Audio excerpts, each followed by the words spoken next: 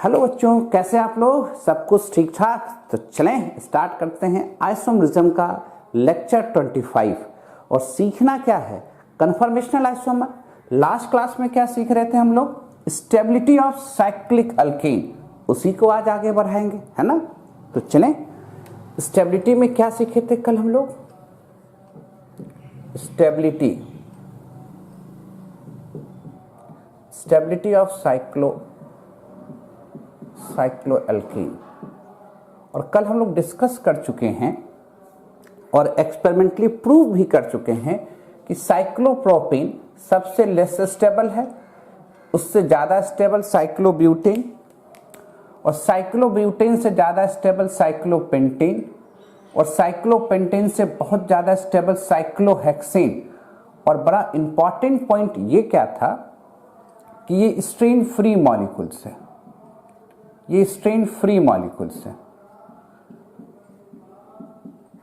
सबसे स्टेबल यही हुआ था, मोर स्टेबल फॉर्म था, मोर स्टेबल फॉर्म था। और ये भी देखे कि भैया 7 मेंबर से भी ज्यादा स्टेबल कौन है? 6 मेंबर। 7 मेंबर मोर स्टेबल किससे है? तो 8 मेंबर से। ये सब बातें हम लोग देख चुके हैं, आगे भी चेक कर चुके थे हम लोग। रिंग में जिसके चलते ये लेस स्टेबल है उसको हम लोग नाम दिए थे रिंग स्ट्रेन, याद कीजिए। और जब रिंग स्ट्रेन निकाले थे तो वैल्यू निकला था कि साइक्लोप्रोपेन में 115 किलो जूल पर मोल का रिंग स्ट्रेन है। उसके बाद कम होता चला गया था और यहाँ 27 किलो जूल पर मोल का रिंग स्ट्रेन आया था। यहाँ भी 27 किलो जूल पर मोल का रिंग स्ट्रेन आया था, है ना? नोट करते चले आप लोग।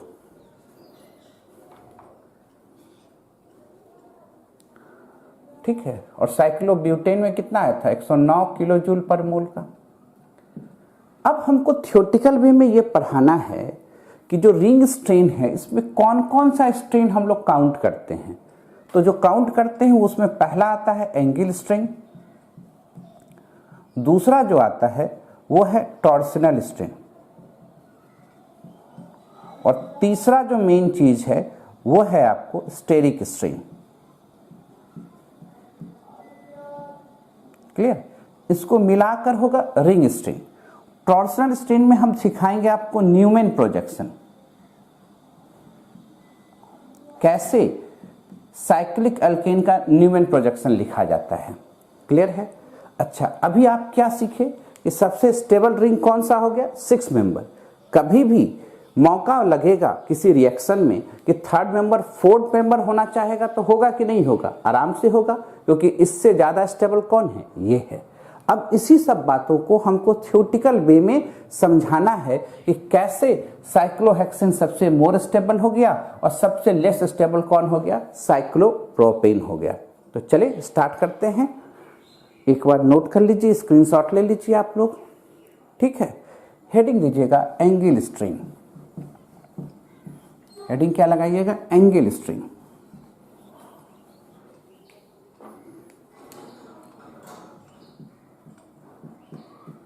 एंगल स्ट्रेन को समझाने के लिए बेयर्स का कॉन्सेप्ट का यूज करेंगे।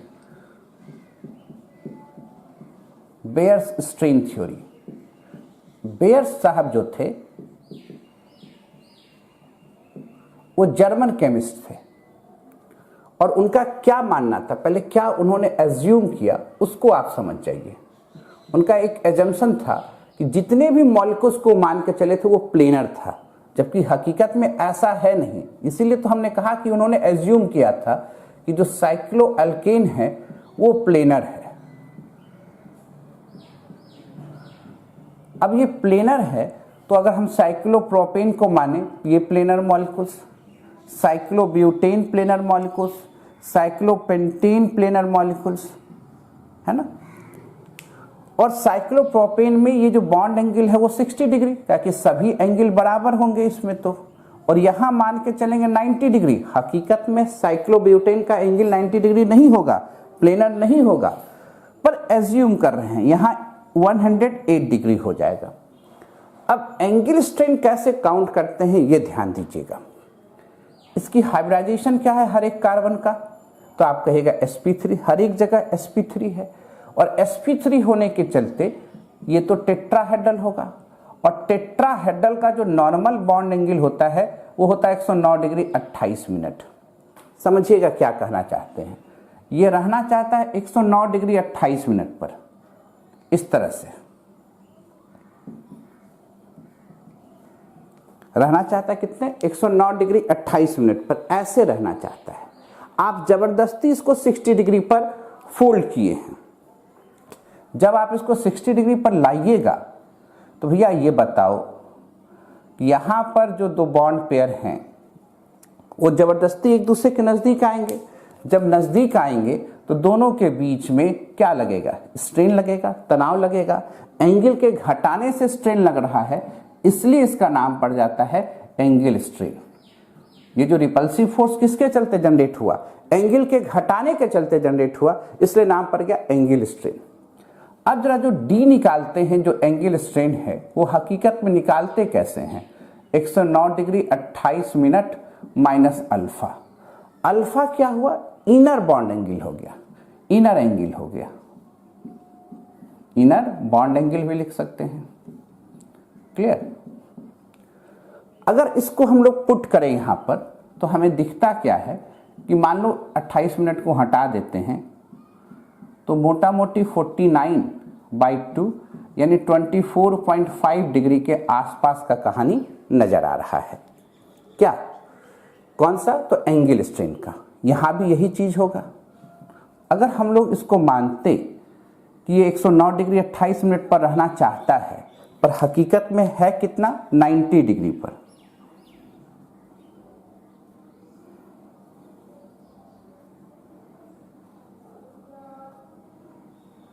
है कितने डिग्री पर, 90 डिग्री पर। तो कितने का स्ट्रेन लगेगा यहां पर, कैसे निकालेंगे, half 109 degree 28 minute minus 19 9.5 degree. और फिर इसी तरह यहां भी करते हैं।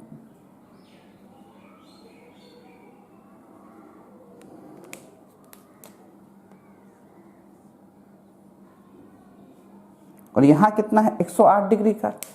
तो क्या दिख रहा है हमको, हम लोग को दिख रहा है कि सबसे ज्यादा स्ट्रेन साइक्लोप्रोपेन में है, बेयर साहब के हिसाब से, है ना। सबसे ज्यादा स्ट्रेन कहां है, साइक्लोप्रोपेन में है, इसलिए साइक्लोप्रोपेन सबसे लेस स्टेबल हुआ। तो angle strain mainly Baeyer theory इसी 3 पर लगाते हैं। क्यों लगाते, लगाया इन्होंने तो सब पर भी, साइक्लोहेक्सेन पर भी लगाया, हेप्टेन पर भी लगाया, सब पर लगाया, पर ज्यादा यूजफुल यहीं पर होता है। एंगल स्ट्रेन क्या हो रहा है, डिक्रीज कर रहा है, और ये मैसेज दे रहा है कि सबसे स्टेबल कौन हो गया इन तीनों में, सबसे स्टेबल कौन हो गया, साइक्लोपेंटेन, और सबसे हाईली अनस्टेबल कौन हो गया, साइक्लोप्रोपेन। क्यों है, बातें समझ में है कि दिक्कत है कहीं पर, क्लियर कॉन्सेप्ट है, नोट करें इसको।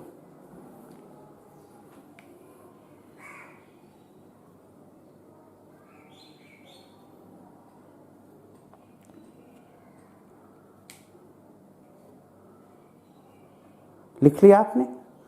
अब हम लोग इसी को लगाना चाह रहे हैं किस पर, हेक्सेन पर। जरा देखिए, बेयर थ्योरी फेल हो जाता है हेक्सेन को जब सोचते हैं तो। क्यों फेल होता है उसको समझिएगा। अगर बेयर्स ने क्या कहा कि हर एक मॉलिक्यूल्स को क्या होना होगा, प्लेनर होना होगा। अगर हम साइक्लोहेक्सेन को प्लेनर मान लें, समझिएगा बात को जो कहना चाहते हैं, इसको प्लेनर मान लें। जब प्लेनर मानेंगे तो इसके बीच का एंगल क्या हो जाएगा, 120 डिग्री, है ना। और यहां पर अगर एंगल स्ट्रेन काउंट करें तो आएगा निगेटिव में आएगा। तो एंगल स्ट्रेन सिर्फ एंगल के घटाने से ही नहीं लगता, बढ़ाने से भी लगता है। कैसे, आप ऐसे समझो कि हर एक कार्बन का हाइब्रिडाइजेशन क्या है, यहां पर sp3 है। sp3 में नॉर्मल बॉन्ड एंगल कितना, 109 डिग्री 28 मिनट। भैया ये बताओ, सब तो रहना चाह रहा है 109 डिग्री 28 मिनट पर, आप बढ़ा दिए 120 कर दिए, तब तो इससे नजदीकियां क्या हो गई, बढ़ गई। तो इसके बीच में तनाव बढ़ जाएगा। तो एंगल के घटाने से भी तनाव लगता है, बढ़ाने से भी तनाव लगता है। यानी अगर इसको प्लेनर माना जाए तो निश्चित तौर पर साइक्लोहेक्सेन स्ट्रेन फील करेगा, एंगल स्ट्रेन फील करेगा। If it is planar, then it must contain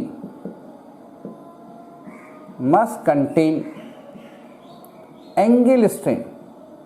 तब तो ये निश्चित तौर पर एंगल स्ट्रेन को कंटेन करेगा ही करेगा। But we know that experimentally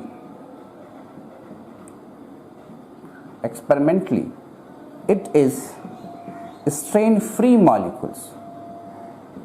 हम लोग एक्सपेरिमेंटली जानते हैं कि ये स्ट्रेन फ्री मॉलिक्यूल्स है। तो इसका क्या मतलब हुआ? इट मीन्स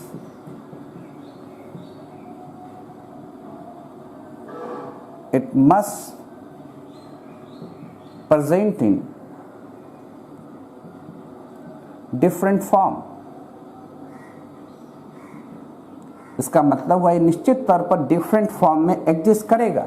साइक्लिक हेक्सेन वाला फॉर्म में एग्जिस्ट नहीं करेगा, प्लेनर फॉर्म में एग्जिस्ट नहीं करेगा, यानी प्लेनर वाला फॉर्म में एग्जिस्ट नहीं करेगा इस रूप में। ये एग्जिस्ट करता है आपको चेयर फॉर्म में, ये एग्जिस्ट करता है आपको बोट फॉर्म में, ये एग्जिस्ट करता है आपको ट्विस्ट फॉर्म में, ये एग्जिस्ट करता है आपको हाफ चेयर फॉर्म में। ये क्या है? अब तो धीरे धीरे आएगा।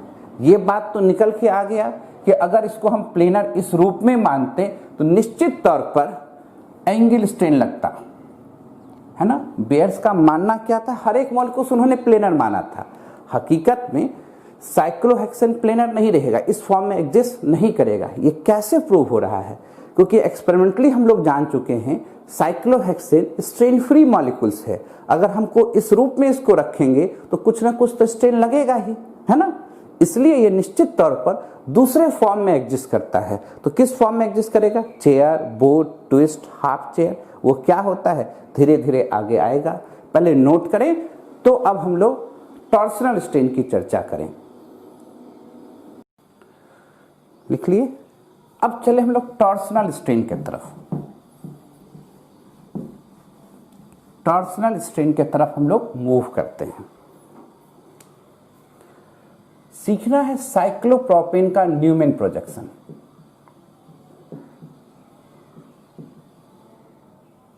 साइक्लोप्रोपेन हो जाए, साइक्लोब्यूटेन हो जाए, ध्यान दीजिएगा। उसके बाद जगह बचता है तो साइक्लोपेंटेन लाते हैं, तब हेक्सेन लाते हैं। ये साइक्लोप्रोपेन है, दिख रहा है ना। हम करें इसको ऐसे, देखो ये फ्रंट हुआ, ये बैक हुआ। सबके पास दो दो हाइड्रोजन है। ये दोनों कार्बन यहां से आपको देखना है, ये फ्रंट है, ये बैक है। बैक को बड़ा बॉल, फ्रंट को छोटा। अब इस इधर से ये दोनों निकल के आया है यहां पर CH2 CH2। क्लियर? अब इसके पास भी दो हाइड्रोजन और इसके पास भी दो हाइड्रोजन। क्लियर? तो इसको क्या कहेंगे? Newman projection of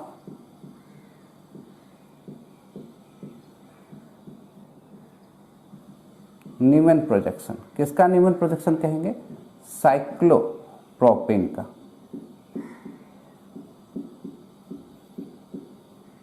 clear? ये न्यूमैन प्रोजेक्शन है। और यहां क्या दिख रहा है कि ये इक्लिप्स फॉर्म में आपको दिखता हुआ नजर आ रहा होगा। और जब ये इक्लिप्स फॉर्म में दिख रहा है तो निश्चित तौर पर यहां हम लोग टॉर्सनल स्ट्रेन काउंट करेंगे। कौन सा स्ट्रेन काउंट करेंगे? Torsional strain. यहां पर भी दिखेगा, यहां भी दिखेगा।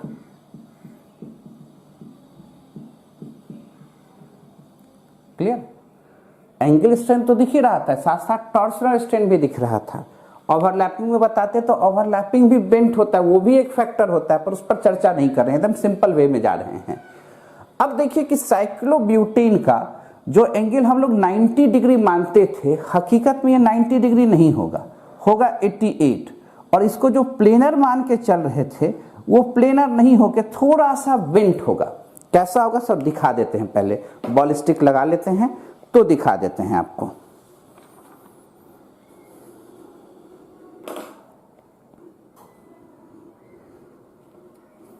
एक बॉल और लगा लें।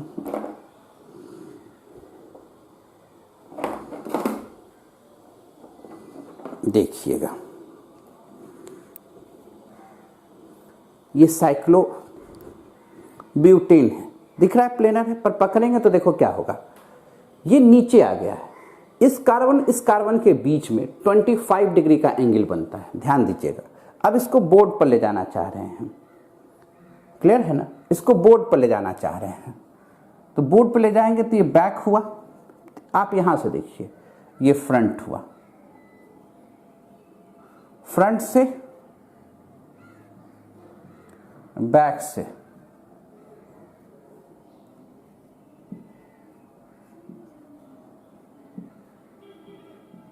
यहां हाइड्रोजन है, टॉर्सनल यहां पर भी है, पर इसके जैसा उतना नजदीक नहीं है, तो यहां भी टॉर्सनल स्ट्रेन काउंट होंगे, टॉर्सनल स्ट्रेन यहां भी लगेगा पर इसके जैसा नहीं लगेगा, उससे थोड़ा कम लगेगा,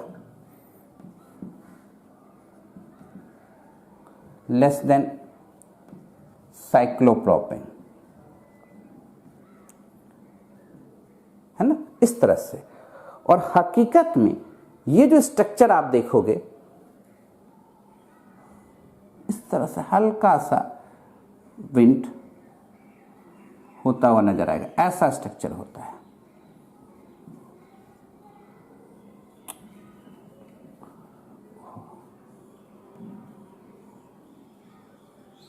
इस तरह से डाल करके थोड़ा ज्यादा बेंट हो गया है, ऊपर रहेगा साइक्लोब्यूटेन का,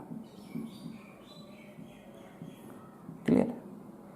साइक्लोपेंटेन में आते हैं, नोट कीजिए साइक्लोपेंटेन, तो टॉर्सनल स्ट्रेन कहां ज्यादा लग रहा है, साइक्लोप्रोपेन में, उससे थोड़ा कम साइक्लोब्यूटेन में। और जिसको हम लोग मान रहे थे प्लेनर है, एग्जैक्टली वो प्लेनर नहीं है, हल्का सा बेंट है, हल्का सी, थोड़ा सा ज्यादा बन गया, इसको आप थोड़ा कम बेंट बनाओगे, क्लियर। पर एक शर्त आपको दिखाते हैं, अगर इसमें कोई हेट्रो एटम यहां आ जाता इस तरह से तो इसको प्लेनर मान के ही चलोगे, ये प्लेनर होते हैं। पर सिर्फ हाइड्रोकार्बन रहा तो उसको प्लेनर नहीं मानना है, वो हल्का सा बेंट होगा ही होगा, क्लियर। नोट करें तो साइक्लोपेंटेन की ओर मूव करें हम लोग, क्लियर है, साइक्लोपेंटेन।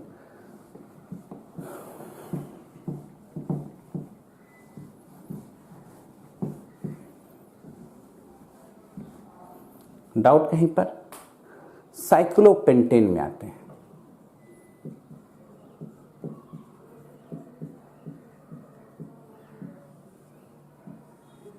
ठीक है। साइक्लोपेंटेन को तो लिखने वक्त हम लोग ऐसे लिख देते हैं, पर हकीकत में स्ट्रक्चर कैसे बनाए थे, बोले थे चेयर बना लो,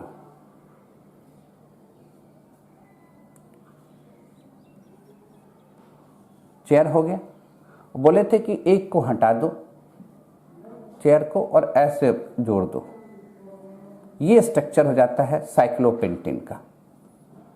नहीं, कैसे सिखाए थे कि आपको बोले थे कि ये मानो हाथ 1 2 3 4 कार्बन, ये ऊपर अप है, इस तरह से लिफाफा को फोल्ड कर दो, इस तरह का फॉर्म हो जाता था साइक्लोपेंटेन का। ये भी प्लेनर नहीं है, ये थोड़ा सा आगे झुका रहेगा, थोड़ा सा आगे झुका रहेगा। तो अगर हम लोग इसको ऐसे देखते फ्रंट और बैक,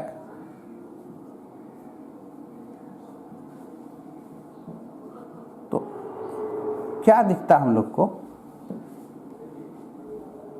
ऑलमोस्ट इस रूप में दिखता, इस रूप में दिखता, यानी टॉर्सनल स्ट्रेन एकदम मिनिमम होते, एकदम मिनिमम होते, क्लियर है, टॉर्सनल स्ट्रेन एकदम मिनिमम होते हैं।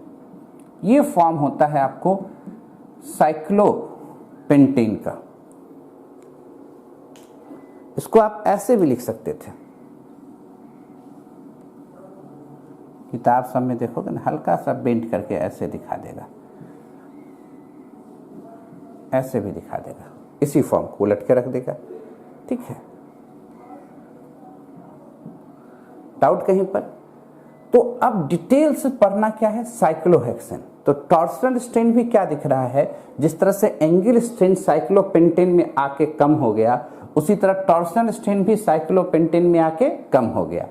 अब डिस्कशन कहाँ करना है, साइक्लोहेक्सेन जो पूरी तरह से स्ट्रेन फ्री मॉलिक्यूल्स है। यहां तक में कोई दिक्कत? फटाफट नोट करें तो आगे की बात करेंगे।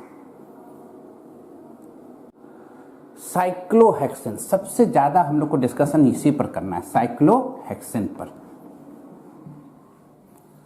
ठीक है, ये तो जान चुके हैं कि साइक्लोहेक्सेन इस फॉर्म में एग्जिस्ट नहीं करेगा। अगर एग्जिस्ट करेगा तब तो इसमें स्ट्रेन लगेगा।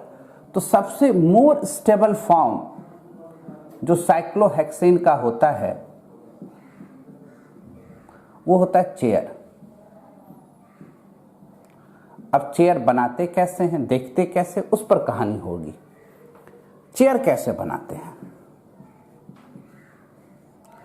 आप दो पैरेलल लाइन ऐसे खींच लीजिए, ये दोनों नीचे की ओर जा रहा है, तो अगला कार्बन आप कर दीजिए ऐसे, और फिर ये दोनों ऊपर की ओर दिख रहा है तो नीचे कर दीजिए, ये चेयर हो गया। आपका मन करता नहीं हम उलट के ऐसे ही बनाएं, हम ज्यादा बेंड करके बना रहे हैं, आप थोड़ा कम भी कर सकते, दो पैरेलल लाइन हो गया। ये दोनों ऊपर जा रहा है, ये नीचे आ रहा है,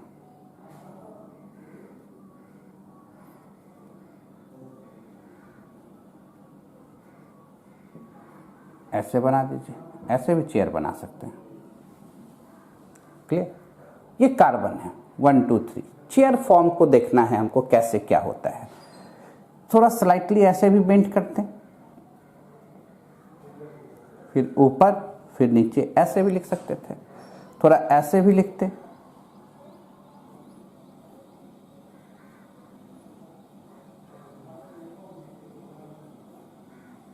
थोड़ा ऊपर थोड़ा नीचे, ऐसे लिख सकते थे। अब लाइन देखो, पैरेलल लाइन क्या दिखता होगा आपको, ये इसके पैरेलल दिखता होगा, ये वाला इसके, ये वाला इसके, ये वाला इसके, बढ़ा देंगे तो ये पैरेलल आ जाएगा, ये इसके पैरेलल है, ये इसके पैरेलल है, ये इसके पैरेलल है, ये इसके पैरेलल है, ये इसके पैरेलल है। क्लियर? तो चेयर कैसे बना रहे हैं बात समझ में आ रहा है। अब चेयर में हाइड्रोजन कैसे देते हैं वो देखिए। C6H12 है, हर कार्बन के पास 2 हाइड्रोजन है, तो हर पोजीशन के पास 2 फॉर्म होंगे। ऐसे करते हो, ध्यान दीजिएगा।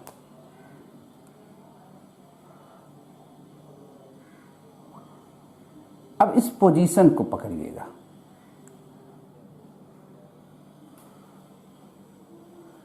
हर कार्बन के पास 2 तरह के पोजीशन होंगे, एक का नाम देंगे एक्सियल और एक का नाम देंगे इक्वेटोरियल, या हर कार्बन के पास 2 तरह के पोजीशन होंगे, एक अप एक डाउन। ये क्या होता है ये समझना है, ध्यान से देखो कैसे करते हैं, अप डाउन कैसे करेंगे, एक्सियल इक्वेटोरियल। बस थोड़ा सा सावधानी दीजिएगा, कहानी एकदम आसान हो जाएगा।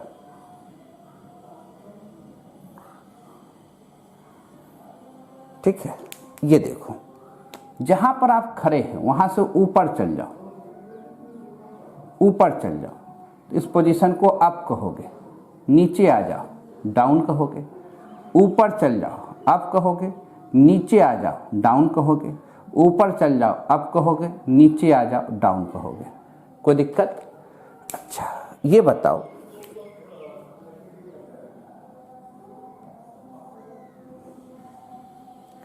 अब ये बताओ हमको कि अप है, ये ऊपर गया, अब दूसरा अगर यहां से ऐसे मिलाते तब तो ये 90 डिग्री हो जाता, पर एंगल मेंटेन कितना होना चाहिए, 109 डिग्री 28 मिनट। तो एंगल कितना मेंटेन होना चाहिए, 109 डिग्री 28 मिनट। तो एक अप है तो दूसरे को मेंटेन कितने पर करना है, 109 डिग्री 28 मिनट पर। तो अप है तो ये डाउन हो जाएगा, ये डाउन है तो इससे 109 डिग्री 28 मिनट कहाँ चल जाएगा, अप हो जाएगा। उसी तरह देखो ये डाउन है तो ये अप हो जाएगा, ये अप था तो ये डाउन, ये डाउन था तो ये अप, ये डाउन था तो ये अप, ये अप है तो ये डाउन।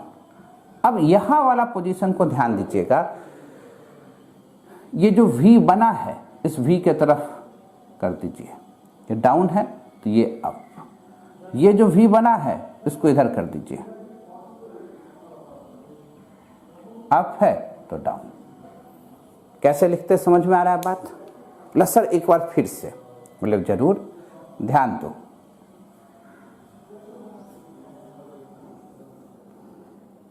मिलाते हैं, ग्रीन वाले को up down up down up down, red वाले को देखना अप था डाउन, डाउन था अप, अप था डाउन, डाउन था अप था डाउन, डाउन था अप। ऐसे लिखना है। बोला सर फिर से एक बार, बोले बिल्कुल एकदम बनाते जाओ। क्या करते हैं, सीधा खड़ा कर दो, अप से नीचे गिरा दो, down down up down down up down down up. कैसे करना है समझ में आ रहा है? क्लियर? प्लस नहीं सर एक बार फिर से, बोले फिर से समझिए, यही तो सीखना है, अप एंड डाउन कैसे करना है।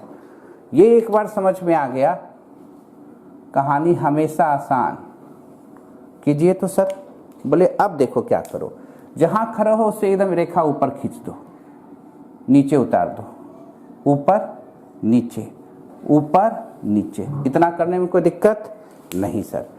अब इससे 109 डिग्री से नीचे उतार दो, ये नीचे था तो ऊपर उतार दो, ऊपर गया था नीचे उतार दो, नीचे गया था ऊपर उतार दो, ऊपर गया था नीचे उतार दो, नीचे गया था ऊपर उतार दो। कोई दिक्कत? बोला सर अब इसको नाम कैसे लिखेंगे? जो ऊपर जा रहा है अप, जो नीचे आ रहा है डाउन, जो नीचे जा रहा है डाउन, जो ऊपर जा रहा है अप, जो ऊपर जा रहा है अप, जो नीचे आ रहा है डाउन, जो नीचे आ रहा है वो डाउन, जो ऊपर जा रहा है अप, ऊपर जा रहा है अप, नीचे आ रहा है down, down up. Sir axial equatorial कैसे करेंगे? एकदम आराम से नोट करो, हम बार बार इसी पर खूब फोकस कर रहे हैं, क्योंकि अगर ये लिखने आ गया तो सब लिखने आ जाएगा। क्लियर है? एक बार और समझ लो।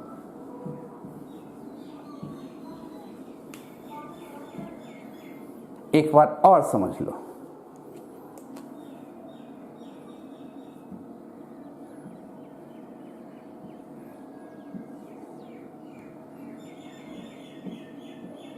देखो यहां से क्या जाएगा, ऊपर जा रहा है। जो सीधा लाइन खींचते हैं उसे एक्सियल कहते हैं, याद करो। जो सीधा लाइन खींचे उसे क्या कहेंगे, एक्सियल। इसमें तो कोई दिक्कत नहीं, अप डाउन समझ गए। अब एक्सियल इक्वेटोरियल समझाते हैं। जो सीधा लाइन खींचे उसे एक्सियल कहेंगे। क्लियर? अब इससे ऐसे रहते तो 90 डिग्री नीचे जाएंगे 109 डिग्री पर। अप था तो डाउन, डाउन था तो अप था तो डाउन, डाउन था तो अप था तो डाउन, डाउन था तो अप। ये जो ग्रीन वाला लिखे हैं जो एक्सिस पर खड़ा नहीं है उसे इक्वेटोरियल कहते हैं। उसे क्या कहते हैं, इक्वेटोरियल कहते हैं। वर्ड को समझिएगा, एक्सियल इक्वेटोरियल अलग मैटर है, अप डाउन अलग मैटर है। क्लियर है? तो आप देख रहे होंगे कि एक्सियल जो हुआ आपके पास 6 हुआ, इक्वेटोरियल भी आपके पास 6 हुआ। एक्सियल में 3 अप हुआ और 3 डाउन हुआ। देखो ध्यान से, इक्वेटोरियल में भी 3 अप हुआ 3 डाउन हुआ। इसीलिए हम कह रहे हैं बार बार ध्यान देना है, एक्सियल अप है, इक्वेटोरियल डाउन है, पर यहाँ एक्सियल डाउन है, इक्वेटोरियल अप है। करके देखो सब जगह, यहाँ एक्सियल अप है, इक्वेटोरियल डाउन है, पर यहाँ पर एक्सियल ही डाउन है, इक्वेटोरियल अप है। यहाँ पर एक्सियल अप है, इक्वेटोरियल डाउन है, एक्सियल डाउन है, इक्वेटोरियल अप है। बात समझ में आ रहा है? तो एक्सियल इक्वेटोरियल अलग है। कैसे कर रहे हैं एक्सियल इक्वेटोरियल? एक बार फिर से, वेरी गुड, एक बार फिर से कर देते हैं। घबराना एकदम नहीं है, आएगा ही आएगा, जाएगा कहाँ? ठीक है, और 2-4 बार आगे पीछे करके देख लोगे। क्या कह रहे हैं? खड़ा कर दो, एक्सियल एक्सियल एक्सियल, एकदम इस तरह जहां खड़े थे पैरेलल, ऊपर अप डाउन, ये सब एक्सियल है, एक्सियल है। अब एक्सियल में क्या है जरा देखो तो, एक बार ऊपर खींचे तो अप, नीचे खींचे तो डाउन, अब फिर खींचे ऊपर तो अप, नीचे तो डाउन, ऊपर तो अप, नीचे तो डाउन। कोई दिक्कत है? अब क्या होगा? एक्सियल था ही, डाउन इक्वेटोरियल, ये इक्वेटोरियल है, ये इक्वेटोरियल है, अप भी के तरफ देना है, इक्वेटोरियल है, डाउन इक्वेटोरियल है, अप नहीं, इससे गिरा देंगे।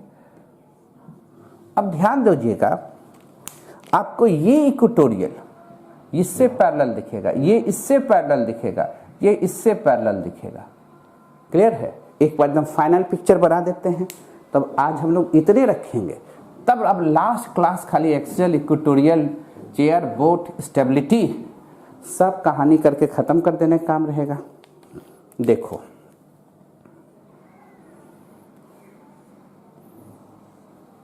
या चेयर बोट आज दिखा देते हैं आपको। ये देखो क्या देखा, ये up down, up down, up down.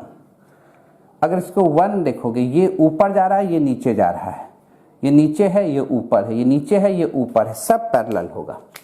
उसी तरह देखो, ये इसके पैरेलल होगा, देख रहे हो, ये इसके पैरेलल होगा, देखो ग्रीन वाला ग्रीन वाले के पैरेलल होगा, और ये रेड से ही बना देते, इसके पैरेलल है।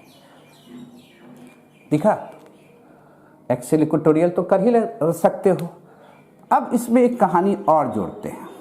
क्या कहानी जोड़ते हैं कि जब भी सब्स्टिट्यूएंट आ जाएगा तो अप और अप पर सब्स्टिट्यूएंट होगा तो उसे सिस कहोगे, डाउन डाउन पर सब्स्टिट्यूएंट होगा तो उसे सिफ कहोगे, अप डाउन पर सब्स्टिट्यूएंट हो या डाउन अप पर सब्स्टिट्यूएंट हो तो उसे ट्रांस कहोगे। उसकी स्टेबिलिटी का भी हम लोग को डिस्कशन करना है ना?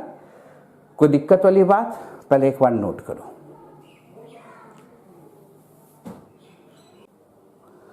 लिख लिए? अब आपको हम मॉडल बना के दिखाते हैं। ये चेयर फॉर्म है, बैठ जाओ आराम से, पैर नीचे लटका लो, सर इस पर टंगा दो, बाल कटा लो, है ना? चेयर फॉर्म है, कोई दिक्कत वाली बात? इसी फॉर्म का डिस्कशन हो रहा है, उसके पोजीशन का। खूब प्रैक्टिस करो। अब इसको हल्का सा घुमा देंगे ना बाबू, देखो ये ट्विस्ट हो जाएगा। This is called twisted form, कल चर्चा करेंगे। बोट फॉर्म, नाव बन गया ना, बैठ के चल सकते हो, अभी तो चारों तरफ बार ही है। Half chair, full chair, then again twist, समझ रहे बात को? फिर छोड़ देंगे तो बोट। तो कैसे घुमाएंगे, कैसे करेंगे, सो कल दिखाएंगे। आज तो इतने पर चर्चा करेंगे, आज प्रैक्टिस के लिए छोड़ दिए। और जो अगला क्लास करेंगे फुल एंड फाइनल आइसोमेरिज्म में, फिर आगे क्लास की जरूरत नहीं पड़ेगी आपको। ठीक है, नोट करें।